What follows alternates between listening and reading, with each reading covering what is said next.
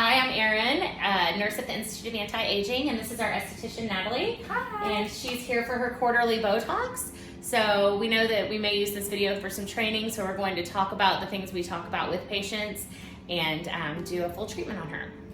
So, Natalie, you know that Botox works to inhibit the forceful contraction of muscles in our face, right? So if we can make it where when we flex the muscles between our brows that the skin no longer creases, or if we can relax it when we raise our eyebrows so that this skin no longer creases, we'll start to see a lot more smoothing. We'll see the skin look great and give it a more arrested, youthful appearance.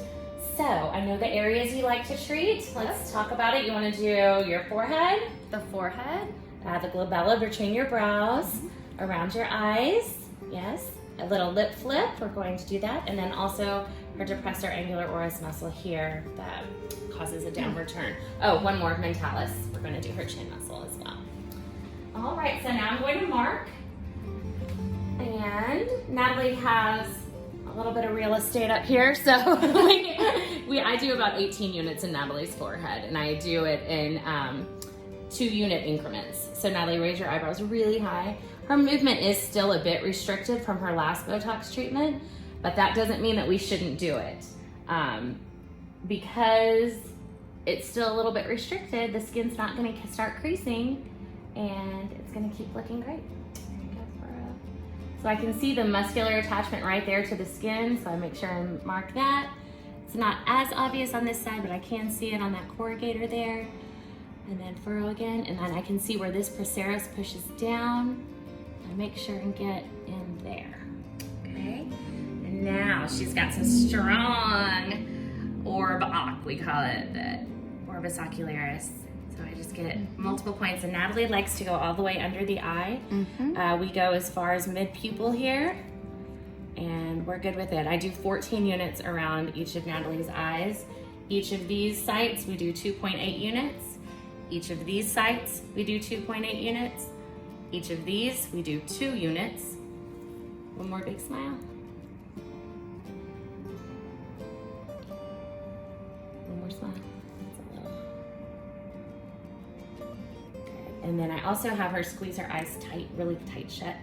And make sure that this dot here is where that pulls down. Same over here. See how that pulls down? Now relax. That will help to give her a pretty, nothing great, not looking weird, but it'll just kind of elevate the tip of her brow a little bit, which always looks nice. She's got really pretty eyes. It's nice to open them up.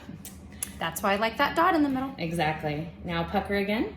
So here at our little lip flip, we do a very small amount. We do 2 ticks and 1 tick. 2 and 1. So that's 0.8 units, 0.4 units, 0.8, 0.4. And all that does, it just inhibits that little vertical lip line, and it also makes the lip roll out a little bit. And then same down here. 2 ticks medially, 1 tick laterally. Okay, and then frown. A little bit more like this. When she does that, you can see that that muscle actually curves like a little C, a backward C, and you hit the outside of that backward C. Try again, relax. There it is. See the outside of that backward C. And you stay nice and superficial on these. If you go too deep, you could accidentally hit the muscle that elevates, and then she'll look like this. So make sure you stay nice and superficial and just get the top of that C. All right, and then we're also doing her mentalis muscle. So flex your chin. See how at cobblestones, you can really just see right where that attaches, right there. Right there. And in each of these, we do 5 ticks. So 2 units, 2 units, 2 units, 2 units. Sound good? All right, so I like to ice before I inject. I think the patients like it too, but everybody's different. So I like to place a little ice on my injection sites before I do them, particularly around the eye. And of course, some people will use a numbing cream if the patient has time.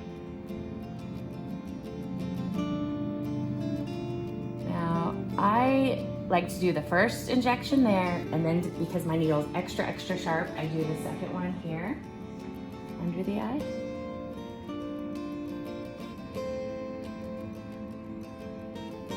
And you stay really superficial. And we know that the skin under the eye is thin and the muscle is thin. So we don't have to go super deep.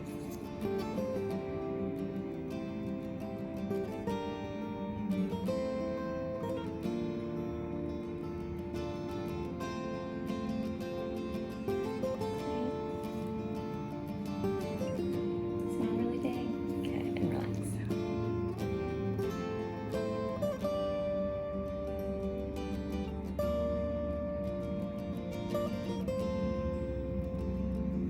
And of course, when you mark, you don't inject right into your mark. You go a little bit to the side because you don't want to push that marking in. All right, let's go do her other eye for that one.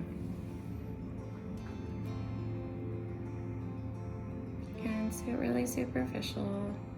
I know that's gonna get the muscle. And then up.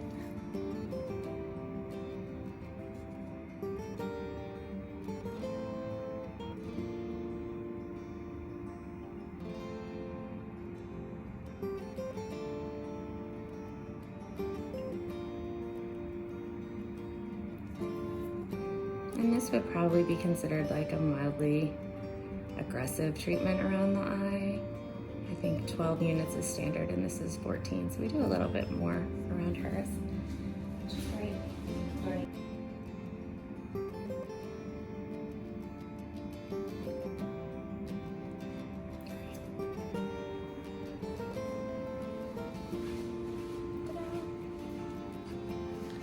And the bumps will go down in about 5 minutes, 5 to 10. Okay, throw again, squint. Good, and relax. And of course we know in these corrugators we stay nice and superficial. Always remember your anatomy, right? The corrugators lay on top.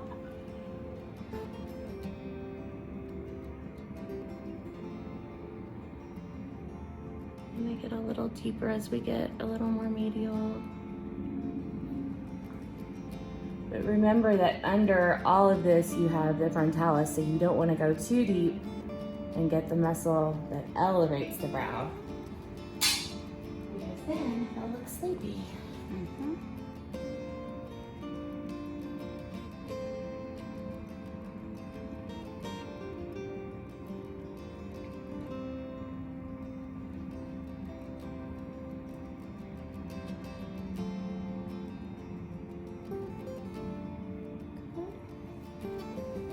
Raise your eyebrows up a bit. And relax. And Natalie is prone to a pointy eyebrow. Some people will call it Spock eye. Raise them up again. So we make sure to place them laterally enough that she doesn't do that, so she doesn't look permanently surprised.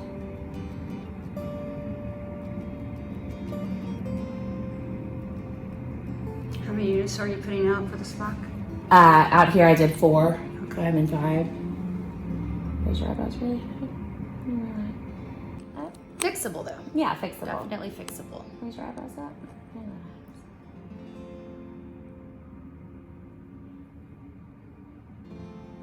That's also why we tell all of our patients to do a 2-week follow-up, especially the first time they come in, just to make sure that everything looks great.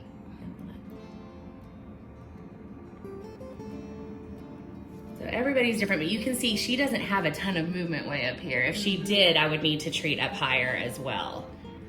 But for her, this was... So, this can be sensitive. Sometimes I'll tell patients it's like pulling out a nose hair, but it's worth it. It looks great when it kicks in. It looks so good. It's my favorite. And it's also kind of nice if somebody's on the fence about lip filler, because they want to know what they would look like with a fuller lip. This is a great way for them to see just a little preview. Okay, pop curve. And relax. And here again, I do 2 ticks. 1, 2, and then on the other side of that, I do 1. And 1, 2, and 1.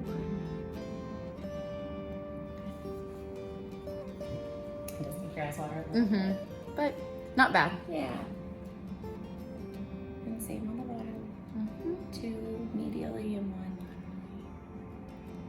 Besides the lip flip, the part that I love about it is because I feel like so many patients come in when they start to get the vertical lines, and those are the hardest things to treat once you have them. Agreed. So by being preventative with the Botox, that really does Getting help. some in there to inhibit that contraction up here, it really does. I would completely agree with that, because once those are etched in, Yeah. they are hard to take away. I'm going to tell you this way just a little bit.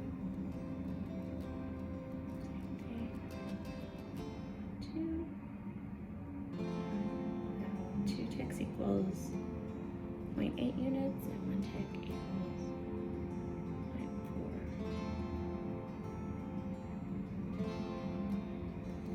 0.4. Good. Now we're going to do the muscle that tugs the corners of her mouth down, the depressor anguloris. And like we said, we can see that outline of the C. Turn your mouth down again. Good. And relax. Nice and superficial. And then